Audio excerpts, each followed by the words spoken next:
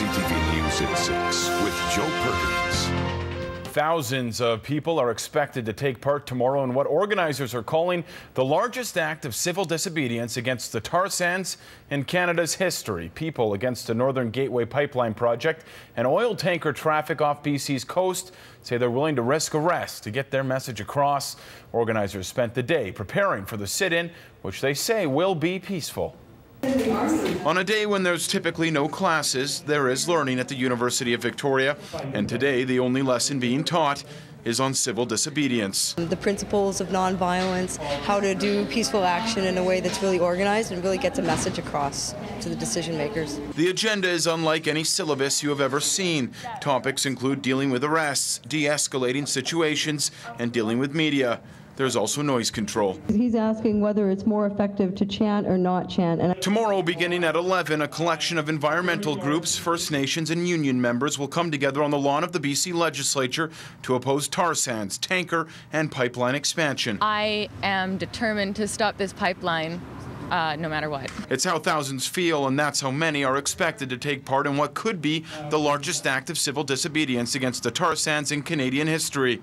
Many say they're prepared to be arrested. Risking arrest here is a very small price for us to pay. Getting arrested is not the goal, but it seems it could happen. There's going to be clear red and green zones, so folks know where the arrestable zones are and where they are not. Celebrities are offering their support as well. From a distance, Mark Ruffalo, Canadian Ellen Page, and Daryl Hannah have signed on to support.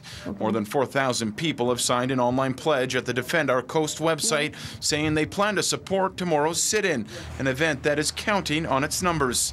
I think that it's going to be determined a success by the people who show up and by the energy that's taken away by the group, and by the fact that I'm more than confident that we are going to have large numbers of people showing up. Victoria Police will have a presence at the Legislature. For now, hearings into Enbridge's proposed Northern Gateway pipeline continue, a debate many say needs to stop. If it doesn't, protesters promise tomorrow's sit-in will just be the beginning. A date is set. Victoria's next Member of Parliament will be decided with a by-election on November the 26th. Prime Minister Harper made the announcement one day after the Conservatives announced Dale Gann will run for the party in Victoria. Two other votes will also be held on the 26th in the ridings of Calgary Centre and the Ontario riding of Durham. The ridings all became vacant when members resigned. MP Denise Savoy over health reasons back in August. Former Cabinet Minister Bev Oda resigned over an expense account controversy, including an infamous $16 glass of orange juice. The other candidates running in Victoria: UVic Professor Donald Galloway, he'll run for the Green Party; economist Paul Somerville running for the Liberals; and Murray Rankin, an environmental and Aboriginal rights lawyer. He will hope to fill the shoes of outgoing NDP MP Denise Savoy. Well, last week it was uniforms. Tomorrow it's overtime work. Contract negotiations between BC Transit and the Canadian Auto Workers Local 333 have collapsed, and this time it will have an effect on the passengers. BC Transit says an overtime ban starting tomorrow could result in crowded buses on many of the routes. Also tomorrow, the president of the Greater Victoria Bus Drivers Union is expected to respond after being threatened with legal action for claims he made about new high-capacity shuttle buses purchased by BC Transit. The bus manufacturer, Grand West Transportation International, wants an apology from Union President Ben Williams for comments he made last week about the Vicinity buses. Grand West says Williams' comments were not only false but damaging. BC Transit says it will provide regular updates tomorrow on its website at bctransit.com. You can also follow BC Transit on Twitter at twitter.com/BCTransit. Now to the fight for a tree in Saanich that has lasted longer than most people expected. Earlier this month, homeowners in Cadboro Bay were fighting to save their Dougy Fir after learning Saanich was planning to cut it down. After more than one test, Saanich determined the roughly 300-year-old tree was infected by a fungus and posed a risk. On Friday, Saanich received court approval to cut the tree down. In the judge's decision, she said people living in the area had no legal rights to the tree and said the supporters did not have any evidence to suggest the tree was healthy. Well, an appeal has since been launched, and today the group tried to get evidence, paying an arborist to fly in from Los Angeles to conduct sonic tomography tests, which the group says is better than the tests already conducted.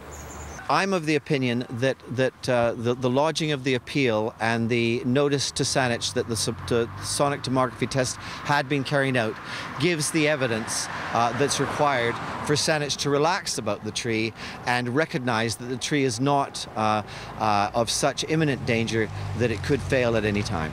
Saanich arborists say the tree is rotting from the inside, but homeowners say that does not mean it needs to come down. They're hoping sonic tomography will show that the tree is healthy and that the judge will reverse the decision.